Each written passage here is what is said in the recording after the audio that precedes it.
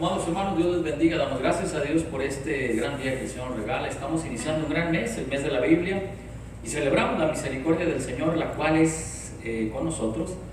Y hoy en este mes de agosto, en este primer domingo, que espero que todos hayan tenido el tiempo para poder ayunar y tener comunión con Dios, como lo hemos venido haciendo cada primer domingo de mes, hermanos, hoy tenemos un tema muy especial que espero no utilizar mucho el tiempo ni abusar del mismo, y hablar acerca de la importancia de la palabra de Dios en todas sus dimensiones, o por lo menos en algunas de ellas. Sería muy ostentoso decir que vamos a abarcarlo todo, sin embargo vamos a explicar y hablar de algunas de ellas. Cristo como la palabra de Dios, ¿verdad? El tema de hoy es anunciando palabras de verdad y esperanza. Anunciando palabras de verdad y esperanza. Y quisiera, hermanos, que empezásemos leyendo y revisando una poesía de un poeta español llamado León Felipe, que se titula Parábola. Va a aparecer en la pantalla la poesía, no la voy a leer en este momento, usted la va a leer conmigo al mirar en la pantalla. Parábola, y habla acerca de cómo un hombre encuentra una doctrina y la doctrina se la come, y la doctrina, es decir, la enseñanza bíblica, se vuelve parte, se disuelve en su sangre, se vuelve parte de su sangre. Y hay otros datos que pone ahí el poeta, un poeta español de la época de la guerra con aquel dictador muy famoso, ¿verdad?, llamado Francisco Franco. Y aparece esta poesía que es muy bíblica y que personalmente me gusta mucho, tengo muchos años ya conociéndola, y me ayuda a entender cómo debemos nosotros acercarnos a la Biblia. La Biblia no solamente es un libro distante, la Biblia no solamente es un libro ajeno a nosotros. La palabra de Dios, hermanos, es algo que debemos saborear, que debemos degustar, que debemos probar, que realmente la palabra se disuelva, como dice la poesía que acaban de leer en la pantalla, se disuelva en nuestra sangre, que se haga parte de nuestra carne, de nuestra piel, de nuestra esencia. ¿En qué sentido lo decimos? No solamente en un sentido ideal o poético, lo decimos en el sentido de las obras, las acciones, lo cotidiano.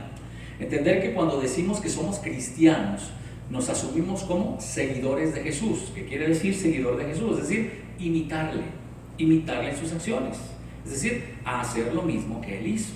Esa es la idea de ser llamados cristianos. Bueno, entremos en materia, hermanos, y permítanme hablar de 4 dimensiones de la palabra que yo puedo encontrar en el texto de Juan, capítulo 5, versículos desde el 30 hasta el 47, donde nos habla acerca de la importancia de el testimonio, de dar testimonio de Cristo, es decir, ser testigos de Jesús. Por esto es muy importante el diálogo que el Señor Jesús tiene, porque vemos desde el versículo 18, capítulo 5, versículo 18, que después de que Jesús sana al paralítico de Betesda, que curiosamente, como era costumbre en el tiempo de Jesús o para Jesús mismo, Jesús hacía milagros aún en el día de reposo, y eso era escandaloso para aquellas personas que defendían a capa y espada el día de reposo, y es más, lo ubicaban como una razón de identidad, es decir, el judaísmo como tal lo relacionaban o lo identificaban al día de reposo. Por lo tanto, violentar, cambiar, modificar la práctica del día de reposo era en sí mismo un escándalo. Sin embargo, Jesús viene a decirles que el verdadero sentido del día de reposo no es solamente abstenerse de ciertas cosas o cumplir con ciertos rituales, es mucho más que eso. Jesús no está en contra de eso, Jesús lo hace, Él guarda el día de reposo, Él va a la sinagoga. Sin embargo, el día de reposo les va a recordar que es cuando Dios también hace misericordia. Es decir, lo más importante para Jesús, y nos lo enseña, y para nosotros, es el acto de misericordia, de compasión, de compartir, de entregar, de dar. Eso es lo más importante para nuestro Señor Jesús, y se los enseña a ellos de manera amorosa, de manera portentosa. ¿Por qué? Porque está sanando un paralítico que tenía muchísimos años postrado, un hombre por el cual nadie daba nada, y es ahí cuando empieza el diálogo. Y quiero decirles algo, hay preguntas que me parecen razonables, es decir, las personas que lo están interrogando o que lo están cuestionando a nuestro Señor Jesús tienen razón de cuestionarlo. Se están preguntando, ¿realmente Él es el Mesías? ¿Realmente Él es el que estamos esperando? ¿Realmente es la respuesta que estamos buscando? Obviamente surgen muchas dudas. Algunas dudas aceptables, otras inaceptables. Y ahí es donde empieza este diálogo, donde Jesús habla acerca de sí mismo. Y lo vemos desde el versículo 30. No puedo yo hacer nada por mí mismo, según oigo, así juzgo. Y mi juicio es justo, porque no busco mi voluntad, sino la voluntad del que me envió, del Padre. La del Padre. Es decir, Jesús nos enseña algo que todo el Evangelio de Juan nos va a recordar. Cuando Jesús llega a la tierra, hermanos amados, nos viene a enseñar cómo debemos de ser obedientes al Padre. Cómo debemos ser tú y yo obedientes a Dios, nuestro Padre. Y Él mismo se pone como modelo, como un modelo para que sigamos sus pisadas, sus huellas y las maneras en cómo Él se presenta a sí mismo como un hombre obediente.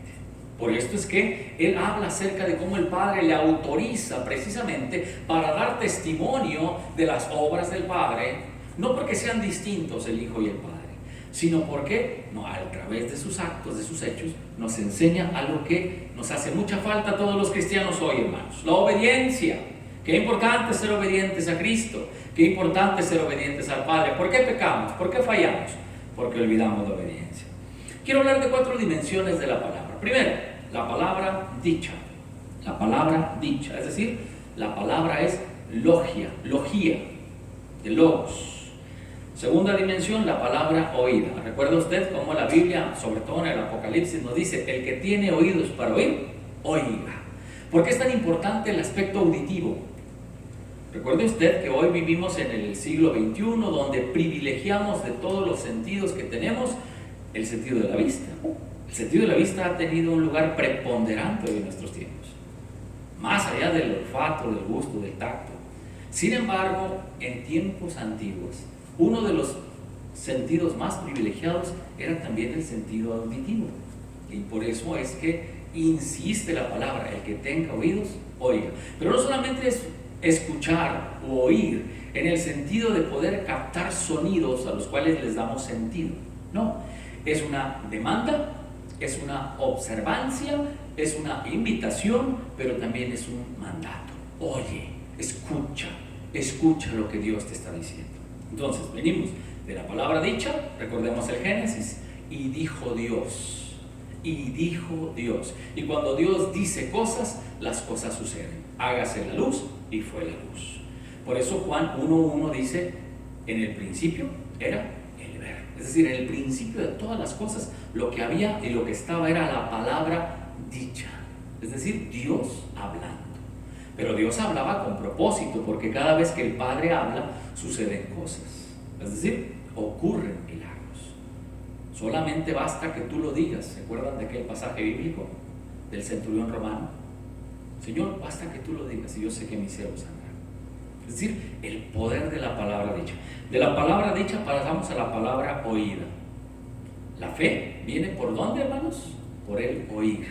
Pero no oír cualquier cosa. Hay mucha gente que habla de la fe y dice: pues bueno, la fe viene por el oír, pero puedo oír fábulas, historias, ¿verdad? Como, no sé, los milagros de alguien. No, la fe viene por el oír, y el oír la palabra de Dios. No hay otra manera, según la Biblia, en que podamos nosotros obtener fe. Por eso te invito en el nombre de Cristo a que escuches su palabra, a que leas su palabra, a que vibres al momento de entrar en contacto con la preciosa palabra de Dios. Y como dice ahí el poeta, que tus labios, que tu saliva moje esas páginas resecas por el tiempo. Este libro que tenemos aquí tiene más de 2000 años, más de 3000 años de existencia. Es un libro muy viejo, muy antiguo. ¿Cómo es posible que tenga vida hoy? ¿Qué es lo que le da vida a esto? El Espíritu Santo. Pero el Espíritu Santo que nos habla, pero el Espíritu Santo que nos toca, pero el Espíritu Santo que nos hace entender, pero el Espíritu Santo que nos hace actuar. Palabra dicha, palabra oída. Y vamos a la tercera dimensión: la palabra encarnada. La palabra dicha y oída se volvió carne. ¿Quién es esa palabra? Cristo el Señor. El apóstol Pablo va a decir en la carta a los Filipenses, ¿verdad?, que no tuvo como cosa que aferrarse su divinidad, sino que se despojó a sí mismo, tomando la forma de siervo, hecho semejante a los hombres. Es decir, ocurrió como en la Biblia dice en el idioma original, una kenosis. Anote esa palabra, kenosis, que quiere decir un vaciamiento. Es decir, la divinidad se vació en un hombre, en forma de hombre. ¿Para qué? Para venir a enseñarnos obediencia. No solamente como algo maravilloso, sobrenatural, sino tomó la forma de hombre para estar a nuestro nivel y enseñarnos cómo debemos de ser obedientes al Padre, cómo debemos orar, cómo debemos buscarle, cómo debemos comportarnos, cómo debemos asumir la tragedia como Jesús enfrenta esa pasión y muerte, cómo debemos renunciar a nuestro ego. Y es decir, Jesús toma la forma humana para revelarnos cuál es la nueva condición que debemos tener en esta nueva humanidad. Somos nuevas criaturas, amados hermanos. Somos una nueva humanidad, nuevas emociones, nuevos pensamientos, nuevos sentimientos. Por eso no vale y no aplica aquella expresión que mucha gente usa que dice, es que así soy, ¿y qué? Y me vale. Así me conociste, ahora te aguantas. Hermanos amados, queridas parejas, queridos amigos, novios, hermanos que me escuchan, todos aquellos que alguna vez han creído que esa frase les justifica o nos justifica para seguir siendo a veces y cometiendo faltas, seguir siendo personas con un carácter difícil o con un carácter complicado.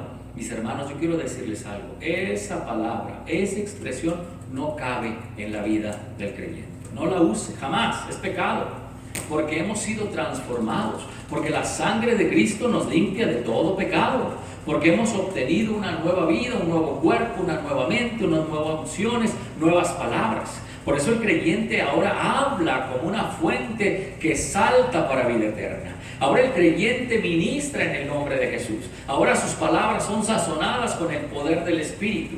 Ahora hay espíritu de poder. Ahora cuando usted habla con autoridad y con amor. Las dos cosas van de la mano. Ahora usted sirve, pero sirve por amor, ya no buscando un beneficio a cambio. Ahora su vida y la mía es distinta, como padre, como esposo, como amigo, como compañero, como hijo, como lo que usted sea y haga. Por favor, pueda usted recuperar lo que el Señor está haciendo. Ahora, si usted me dice que todavía está viviendo bajo el influjo del pasado, yo quiero decirle que necesita usted acercarse a Jesús. Ahí donde usted está o esta noche, haga esta oración y dígale, Señor, cámbiame. Dame realmente la vida nueva que tanto necesito. La cuarta dimensión, y podemos verla juntos, la palabra escrita. ¿Ve usted la línea?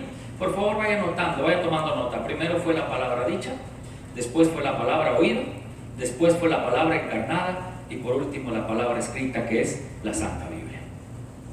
Es decir, esta palabra que hoy tenemos, estas letras, estas manchas de tinta sobre el papel blanco o papel del color que sea, tienen sentido hoy para nosotros. Pero ¿cómo es que tienen sentido? ¿Porque somos muy capaces, muy inteligentes? ¿Porque fuimos a la escuela? ¿Porque tenemos conocimiento? No, tienen sentido por la obra del Espíritu Santo en mi vida. Porque nadie puede decirle a Jesús, Señor, si no es solamente por el Espíritu Santo. Así que cuando tú y yo nos acercamos al Señor, nuestro Dios, le estamos declarando con el corazón, reconociendo con nuestra vida que Él es el Señor entre nosotros. ¿Cuánto necesitamos que el mundo se humille? Pero hermanos, para que el mundo se humille tiene que ver a una iglesia humillada. Queremos que el mundo se ponga de rodillas pidiendo perdón, pidiendo y suplicándole al Señor que intervenga hoy en nuestra situación. Queremos que la situación cambie. ¿Cuántos de nosotros, hermanos, estamos realmente clamando a Dios para que el mundo se acerque a Él? No solamente para que el mundo muera lejos de Dios, porque sabemos que lamentablemente muchos han muerto. Muchos han muerto. Y quizás alguno pueda decir que esto es voluntad de Dios, o no. Más allá de la explicación, lo que sí sabemos es que Dios siempre está trabajando en nuestra vida y nos lo revela Jesús. El Señor viene, incluso ahí mismo, en el versículo siguiente, habla Jesús de cómo Él da testimonio de sí mismo. Y dice, versículo 31, si yo doy testimonio acerca de mí mismo, mi testimonio no es verdadero. Es decir, el Señor Jesús pone de realce al Padre, no porque Él sea menor, sino porque, insisto, quédeselo usted ahí en su mente, porque es una enseñanza, y sobre todo para aquellos hermanos y amigos que andan por la calle enseñando que el Padre es uno y que el Hijo es otro, y que el Hijo no es Dios, y que solamente el Padre sí lo es. Eso es una herejía. Una herejía quiere decir una mentira en contra de Dios, una falsedad, algo que va en contra del ser de Dios. Cuando Jesús dice esto, hermanos, lo dice en un contexto del Hijo del Hombre que quiere ser obediente al Padre, del Hijo del Hombre que quiere seguir las reglas, los lineamientos que el Padre ha establecido desde el principio. Todo lo que hace el Señor lo hace como un acto de obediencia, es decir, previamente escuchó la voz del Padre y hizo lo que hizo para honrar, para glorificar. Y nos muestra a nosotros que debemos seguir la senda de la obediencia. Versículo 32. Otro es el que da testimonio acerca de mí, y sé que el testimonio que da de mí es verdadero. Entonces, hermanos, hablábamos de qué importante es la obediencia. Hoy, como creyentes, necesitamos ser obedientes al Padre, a nuestras autoridades civiles y también a nuestras autoridades espirituales, porque ambas están puestas por Dios. Es decir, en ninguna manera se pretende ser arbitrario. Dios está moldeando nuestras vidas. Y en primer lugar, vemos en esta historia, en Juan capítulo 5, que para ser testigos de Cristo necesitamos un primer elemento: ser obedientes. Primera cosa, note usted, ser obedientes. Ya vimos las dimensiones de la palabra. ¿Cuál es la respuesta ante esas dimensiones? La obediencia. ¿Cómo sabemos que Dios está conmigo? En primer lugar, como un acto de obediencia. Cuando yo obedezco a Dios, Dios se revela a mi vida por medio del Espíritu y me muestra sus verdades. ¿Cuáles verdades? Las que están contenidas en la Escritura. La Biblia nos habla del ser y el carácter de Dios. Al principio les decía que los fariseos le preguntaban, realmente tenían la duda: ¿quién es Jesús? ¿Quién es este hombre que dice ser de Nazaret, o que hace cosas como las que hace? ¿Quién es? ¿Realmente es el Mesías o esperaremos a otro? Y ahí Jesús les manifiesta con la respuesta que le da a los discípulos de Juan el Bautista en otro contexto, y les dice: los ciegos ven, los cojos andan, los sordos oyen, y a los pobres les es anunciado el Evangelio. Es decir, el tiempo del reino de Dios ha llegado, ya está aquí, no va a venir, ya está aquí. Estamos en el reino del Señor, en un reino de paz, de amor, de justicia y sobre todo, como lo vemos aquí, de verdad, de sanidad en el nombre de Jesús. Sana al paralítico en el capítulo 5, y en el capítulo 4 le predica a la mujer samaritana y también sana al hijo de un noble. Es decir, Dios, el Señor Jesús viene haciendo cosas. Hay tres situaciones que van a definir el ministerio de Cristo. En primer lugar, las sanidades o los milagros. Y en segundo lugar, la multiplicación del alimento. Es decir, hay alimento. Y en tercer lugar, la predicación de la palabra. Es decir, estos tres elementos sanadores están en los labios y en la vida pública y privada del Señor Jesús. Alimenta a los que tienen hambre, sana a los enfermos y anuncia. Es decir, hay un elemento pedagógico, porque enseña, ¿verdad? Enseñanza. Hay un elemento de salud pública, ¿verdad? Sanador, terapéutico, porque sana a los quebrantados de corazón, sana a los enfermos. Hay un elemento terapéutico de la palabra, hay un elemento pedagógico de la palabra, pero también terapéutico. Y por último, hay un elemento que diríamos de alimentación física, donde el Señor Jesús provee alimento, alimenta a 5,000 personas, y obviamente todos los que están cerca de Él reciben bendiciones, reciben apoyo, soporte, comida y otras tantas cosas. Y podemos ver que este ministerio en ese aspecto va caminando. Muy bien, hermanos. Sigue diciendo el pasaje. Yo quiero que lleguemos al versículo que más me interesa, después de que habla de Juan. Vamos a verlo, por favor, ahí en el versículo 34. Dice, versículo 33, perdón. Vosotros enviasteis mensajeros a Juan, y él dio testimonio de la verdad. Es decir, él hablaba acerca de la verdad que venía.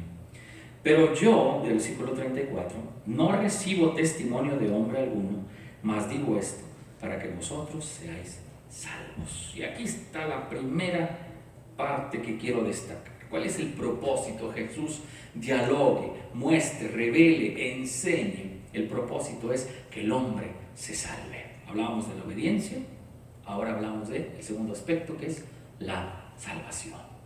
¿Cuál es el propósito de Dios? No queriendo que ninguno perezca, sino que todos procedan al arrepentimiento. ¿Qué está haciendo Dios en nuestro tiempo? Salvando. La palabra salvación también tiene relación con la palabra salud. Es decir, sanidad y salvación van de la mano. Cuando el Señor me salva, también me sana. Cuando el Señor me sana, también me salva.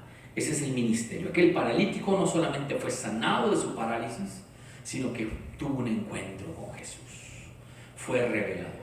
Pero lo interesante de nuestro contexto, hermanos, es que hay muchas personas el día de hoy que reciben grandes milagros, sanidades, y aún así no se acercan al Señor. Esto es lamentable, es triste, es doloroso. Sin embargo, cada uno recibirá juicio de parte de Dios de acuerdo a su bondad. Y cuando hablo de juicio, no hablo de condena. Cuando hablo de juicio, hablo de análisis, cuestionamiento, donde Dios nos va a preguntar: ¿qué hiciste con lo que te di? A todos nos van a enjuiciar, gracias a Dios, porque en ese juicio se va a confirmar la salvación, o para algunos se va a confirmar la condenación. Como ocurre en el juicio en el mundo, es necesario pasar por el juicio de Dios todo el tiempo. El Señor es bueno. Sigamos. Dice, Juan era como una antorcha que ardía y alumbraba, versículo 35. Y vosotros quisisteis regocijaros por un tiempo en su luz. Verdaderamente, Juan el Bautista fue considerado como alguien especial para todos ellos. Sin embargo, ahora dice el Señor en el versículo siguiente, 36, mas yo tengo mayor testimonio que el de Juan, porque las obras que el Padre me dio para que cumpliese, las mismas obras que yo hago, dan testimonio de mí, de que el Padre me ha enviado. ¿Cuáles obras ya hablamos? Alimentar a 5,000, predicar el Evangelio, sanar a los enfermos y de todo tipo de enfermos. Y llegamos al versículo clave que yo quiero que meditemos en este mes de la Biblia, hermanos. Versículo 39. Escudriñad las Escrituras, porque a vosotros os parece que en ellas tenéis la vida eterna, y ellas son las que dan testimonio de mí. Un pasaje muy conocido, memorizado por muchas generaciones, que ha marcado esa importancia de la palabra en la vida de muchos creyentes, y lo seguirá marcando. Cuando Jesús les dice escudriñen, no solamente es una invitación, también es una ordenanza. Prefiero pensar que es una ordenanza. Y esa misma ordenanza no son solamente para aquellos judíos o fariseos, que estaban algunos molestos, otros confundidos y otros incluso hasta deseaban matarlo. Pero quizás entre ellos había algunos que genuinamente querían saber quién era Jesús. ¿Era realmente el enviado de Dios? ¿Era realmente la respuesta que ellos estaban esperando a sus plegarias, las cuales habían sido por siglos? ¿Quién era Jesús? Jesús dice, ¿me quieren conocer? ¿Quieren saber quién soy? Jesús dice, lean la Biblia. Jesús nos dice, pónganse a orar y elévense. Jesús nos dice, hagan un ayuno de 40 días o noches. Dice, hagan flagelaciones. Jesús dice, escudriñen la Escritura, lean. De hecho, Jesús les reconoce que estos hombres son conocedores de la palabra, de la ley de Moisés, pero no entienden, como muchos hoy no entienden, que la Biblia, que la palabra de Dios habla de Cristo. Recuerde usted, hermano amado, que toda la Biblia nos habla de Jesús, de su ministerio, de la redención que alcanzamos en Él. Toda la Biblia se centra en Cristo. Recuerde usted que nosotros como reformados tenemos unos lentes como estos que tengo en mi mano. Como iglesia presbiteriana leemos la Biblia con 2 lentes. El primer lente es Cristo. Toda la Biblia habla de Cristo. El segundo lente o el segundo cristal es el pacto. El pacto desde el Génesis hasta el Apocalipsis. Por eso tenemos las doctrinas que tenemos.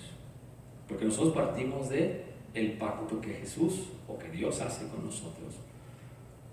2 pactos hay en la Biblia: el pacto de obras, según lo revela el estudio, y el pacto de gracia. Dios está actuando.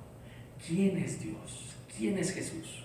Una vez que definimos quién es Jesús, entonces definimos quién es Dios. Definimos el carácter, la personalidad, el ser de Dios, pero también definimos el propósito. Yo, ya entendí que Dios es santo. Los judíos del tiempo de Jesús les quedaba claro, Dios es santo. Kadosh, la palabra en hebrea para decir santo. ¿Recuerda usted el Apocalipsis cuando lo repiten 3 veces? santo, santo, santo. ¿Y por qué 3? Ya lo explicábamos la semana pasada, porque el 3 va a reflejar unidad, perfección. Pero ¿por qué santo? ¿Qué significa la palabra? Hermanos amados, santo quiere decir único, especial, diferente, apartado, preparado, separado. Dios es santo, Dios es único. No tiene comparación con nada ni con nadie. Jesús nos habla de ese Dios santo. Jesús nos recuerda que ese Dios tiene esa característica, esos atributos. Pero ahora también nos revela algo, y aquí viene algo muy importante, su propósito. Ok, ya entendí. Dios es grande, Dios es poderoso, Dios es omnipresente, ya entendí que Dios es omnisciente, ya entendí que Dios es santo, que Dios es amor, ya lo entendí. Ok, ahora, ese Dios maravilloso, ¿qué quiere de mí? En primer lugar, que seamos obedientes, lo vemos desde antes. En segundo lugar, que seamos salvos. ¿Cómo? A través de la palabra, dijimos, dicha, oída, encarnada y escrita. Y después podemos agregar un quinto, que es la palabra exaltada, que es la ascensión de Jesús al cielo. Hermanos amados, la palabra de Dios es importante. Pero voy a concluir porque este día es un día donde debemos aprovechar mejor el tiempo. Dice el versículo 39.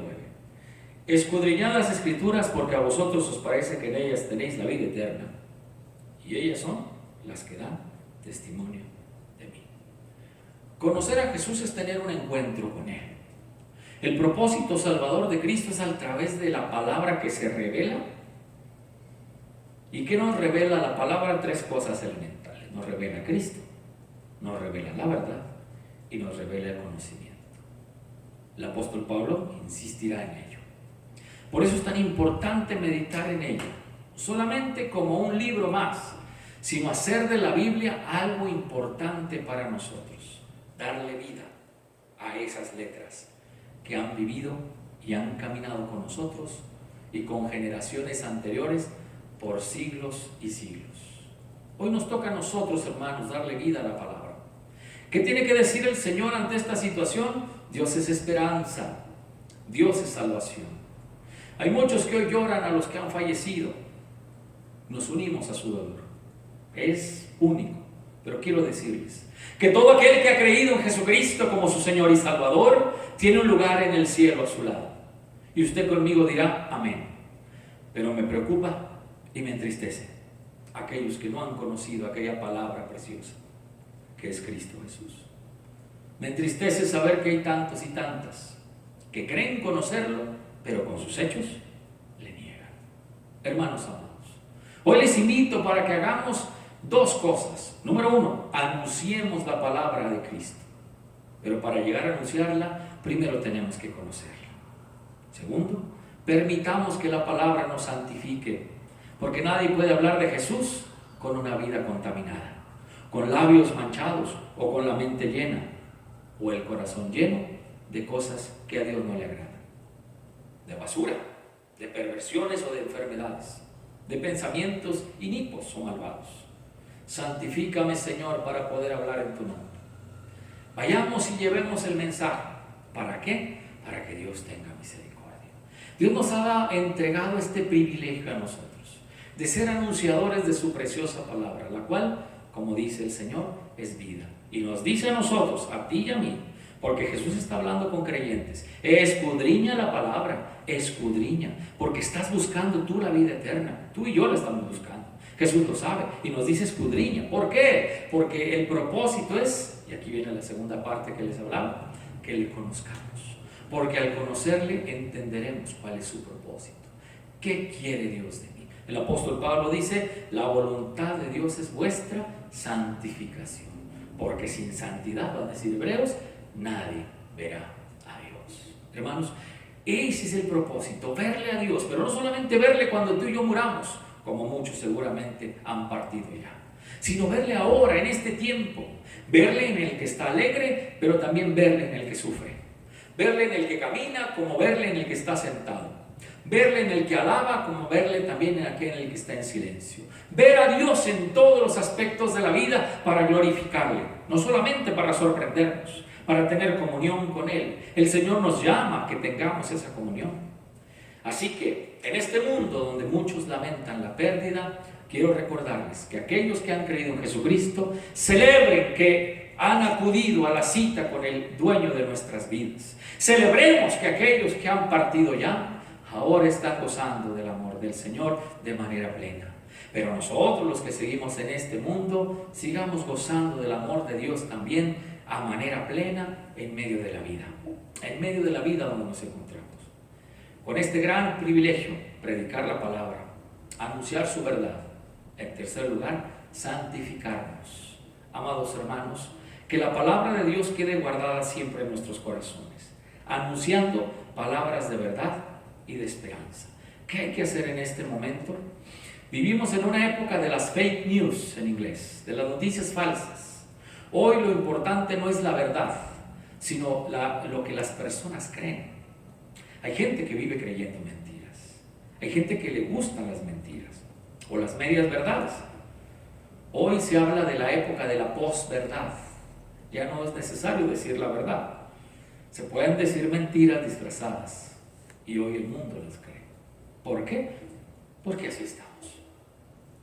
Debemos de anunciar la verdad porque la verdad es liberadora. Uno, y porque la verdad es esperanzadora.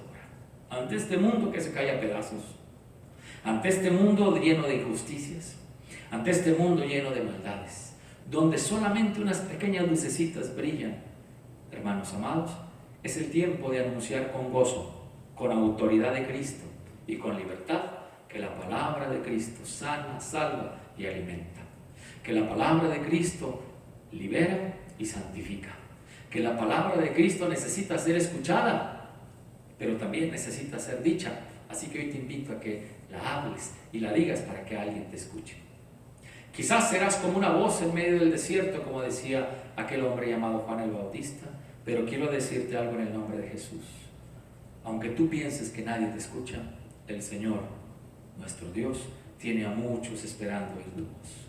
Por eso no te calles, habla, anuncia que vives en la luz.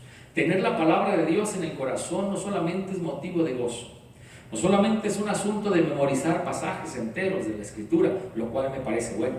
Hermano amado, tener la palabra en tu corazón es para llenarte de ella y para anunciarla, para proclamarla, para cumplir. Estas personas que fueron sanadas por la palabra. ¿Cuál palabra? La palabra encarnada, Cristo. Pero esa palabra encarnada también se hace carne en ti. Con eso empezamos platicando. Esa palabra encarnada se tiene que encarnar en ti. Se tiene que volver parte de tu piel, de tus huesos y de tu sangre, de tus pensamientos y de tus sentimientos. No puedes vivir, no puedes disociar la palabra de tu vida. Somos de Cristo, ya no nos pertenecemos a nosotros mismos, le pertenecemos al Señor. Por lo tanto, hemos nacido de nuevo y hemos nacido para Él. Hoy te invito en el nombre de Cristo, que esta palabra que hoy anunciamos, tú puedas también recibirla, proclamarla y anunciarla. Escudriña las Escrituras. Joven amigo, hermano adulto, los niños. Quizás los niños no saben leer aún, pero sí saben escuchar. Hábleles de Cristo, amado hermano, querida mamá, estimado papá. Háblale de Cristo a tus hijos. A veces le contamos de tantas cosas, tantas historias. ¿Por qué no hablarles de Cristo? Haz que nuestros hijos, o hagamos que nuestros hijos, sean seguidores del Señor.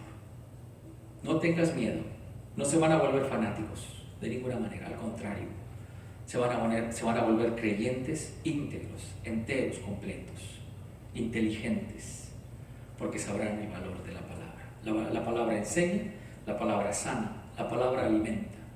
Hermano amado, que nuestro buen Dios te bendiga y te revele sus misericordias todo el tiempo.